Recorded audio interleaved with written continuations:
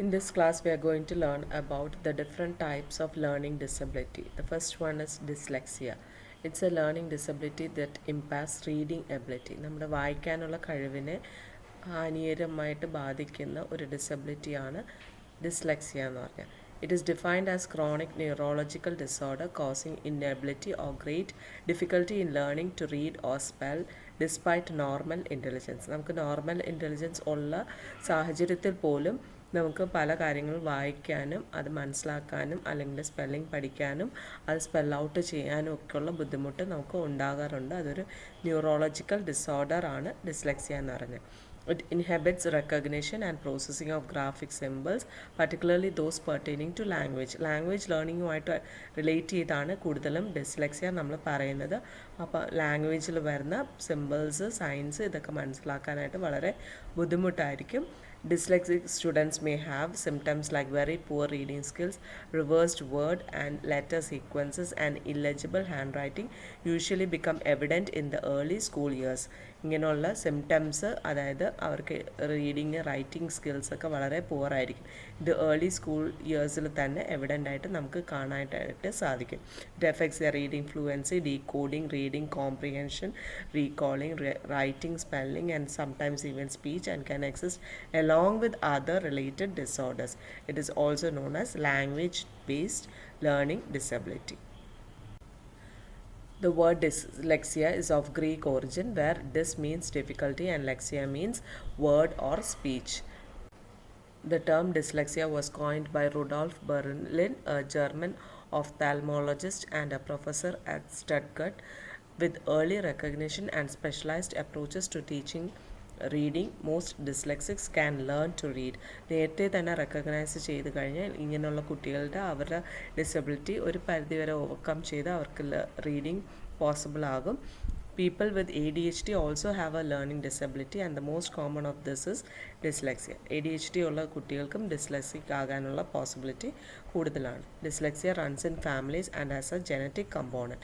Many children with dyslexia have a dyslexic parent.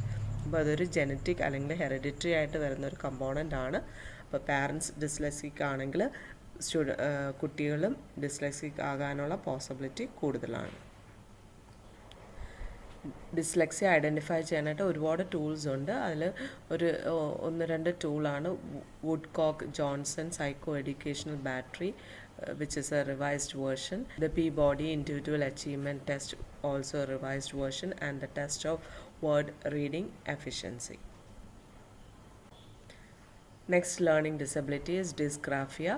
It impacts handwriting and fine motor skills. According to the National Center for Learning Disabilities, dysgraphia is a learning disability that affects writing, which requires a complex of motor and information processing skills. Dysgraphia makes the act of writing difficult. കുട്ടികൾക്ക് റൈറ്റിങ്ങിൽ ഉണ്ടാകുന്ന ബുദ്ധിമുട്ടാണ് നമ്മൾ dysgraphia എന്ന് പറയുന്ന ഒരു writing എന്ന് പറയുന്നത് involve ചെയ്യുന്നത് set of motor and information processing സ്കില്ലാണ്. വെറുതെ പടം വരയ്ക്കുന്നതല്ല റൈറ്റിംഗ് എന്ന് പറയുമ്പോഴത്തേക്ക് അവർ ആ ഇൻഫർമേഷൻ പ്രോസസ്സും കൂടെ ചെയ്യണം. അപ്പോൾ അതുകൊണ്ടൊരു ന്യൂറോ ഡിസോർഡർ ആയിട്ടും കൂടിയാണ് ഡിസ്ഗ്രാഫിയ എക്സിസ്റ്റ് ചെയ്യുന്നത്. The term comes from the Greek word dys, which means impaired, and graphia means letter forms by hand. The name really got its start from agraphia, a term coined in 1940s by Austrian doctor Joseph Gertzmann. Dysgraphia can lead to problems with spelling, poor handwriting, and putting thoughts on paper. Dysgraphia ഉള്ള കുട്ടികൾക്ക് spelling issues വരാം, മെയിനായിട്ട് അവർക്ക് hand writing problems വരും. അതുകൊണ്ട് തന്നെ പേപ്പറിൽ എഴുതാനായിട്ടുള്ള ബുദ്ധിമുട്ട് വരും. Trouble in organising letters, numbers and words on line or page. അവർ എഴുതുമ്പോഴത്തേക്ക് ഈ ലെറ്റേഴ്സ് നമ്പേഴ്സൊക്കെ പ്രോപ്പർ ലൈനിലൊന്നും എഴുതാൻ പറ്റില്ല. ചിലപ്പോൾ ചില അക്ഷരങ്ങൾ വലുതായിരിക്കും, ചിലത് ചെറുതായിരിക്കും, ഒന്ന് ലൈനിന് മുകളിൽ ഒന്ന് ലൈനിന് താഴെ, ഇങ്ങനെയൊക്കെ ആയിരിക്കും അവർ എഴുതുന്നത്. അത് പ്രോപ്പറായിട്ട് ആ ലൈൻ ബേസ് ചെയ്ത് ഓർഗനൈസ് ചെയ്യാൻ അവർക്ക് ബുദ്ധിമുട്ടായിരിക്കും. Dysgraphia is also considered as a spelling disorder, also known as spelling dyslexia. Problems may include illegible handwriting, inconsistent spacing, and poor spatial arrangement എന്നുള്ളത് നേരത്തെ പറഞ്ഞു. ഹാൻഡ് റൈറ്റിങ്ങിൽ പ്രോബ്ലംസ് വരും. അവർ എഴുതുന്നതിൽ അക്ഷരങ്ങളുടെ ആ ഇൻകൺസിസ്റ്റൻ്റ് ആയിട്ടുള്ള സ്പേസിങ് അല്ലെങ്കിൽ ആ ഒരു സ്പേഷ്യൽ ആയിട്ടുള്ള ഒരു അറേഞ്ച്മെൻ്റ് ഒന്നും പ്രോപ്പർ ആയിരിക്കത്തില്ല. And as earlier I said it is a neurological condition that results in trouble with handwriting അല്ലെങ്കിൽ written matterൽ പ്രോബ്ലംസ് വരുന്ന ഒരു ന്യൂറോളജിക്കൽ കണ്ടീഷനാണ് ഡിസ്ഗ്രാഫിയ എന്ന് പറയുന്നത്. 3 types of dysgraphia is identified. Dyslexic dysgraphia, that is illegible handwriting അല്ലെങ്കിൽ written വേർഡ്സുമായിട്ട് relate ചെയ്തിട്ട് ഇല്ലെജിബിൾ ആയിട്ട് അവർക്ക് എഴുതാൻ ബുദ്ധിമുട്ട് ഉണ്ടാവുകയും ഇല്ലെജിബിളായിട്ട് റൈറ്റ് ചെയ്യുകയും ചെയ്യുന്നതാണ് ഡിസ്ലെക്സിക് ഡിസ്ഗ്രാഫിയ എന്ന്. Motor dysgraphia means issues with fine motor skills. പെൻസിലൊക്കെ പിടിച്ച് എഴുതാനുള്ള ആ ഒരു എബിലിറ്റി വളരെ കുറവായിരിക്കും. അങ്ങനെ ആ മോട്ടോർ കോർഡിനേഷൻ കുറവ് വരുന്നതാണ് മോട്ടോർ ഡിസ്ഗ്രാഫിയ എന്ന് പറഞ്ഞാൽ. And spatial dysgraphia, trouble with understanding spatial concepts causing A very Messi hand writing in all size shapes and all over the page.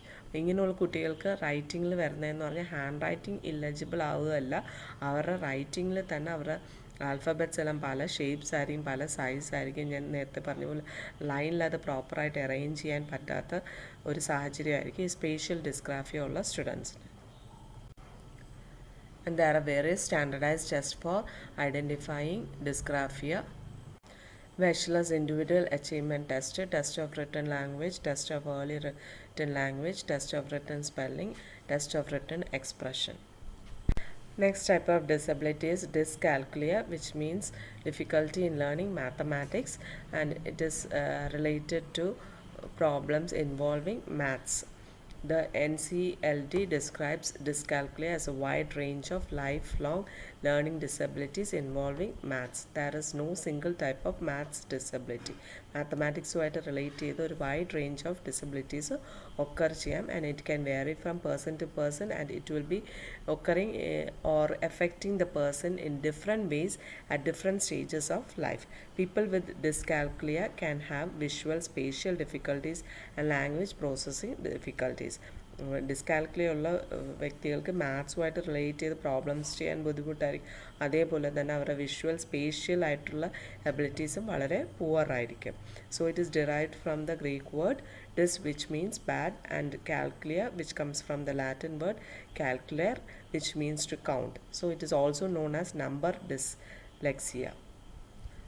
The term dyscalculia was coined by Dr. Joseph Gerstmann in 1940.